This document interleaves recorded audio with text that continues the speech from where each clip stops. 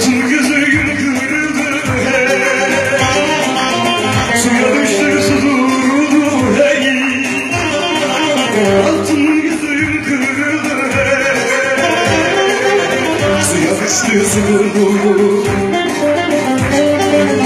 Dediler yarımda gelmiş gelemedim kırılsın sözlerine kurban olup dillerine yar. Dediler